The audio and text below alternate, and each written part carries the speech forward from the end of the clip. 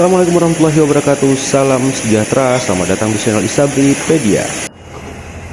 Pada video kali ini saya akan membahas tentang bagaimana proses refueling atau pengisian bahan bakar pada pesawat Boeing 737-800. Simak video berikut ini.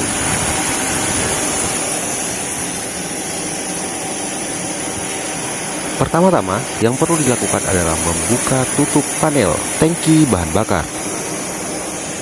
Kemudian, petugas Pertamina Aviation menarik pipa untuk pengisian bahan bakar dari mobil tangki bahan bakar.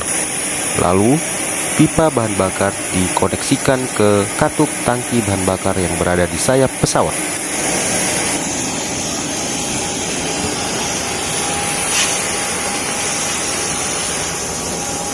Dan jangan lupa dimulai dari nol ya.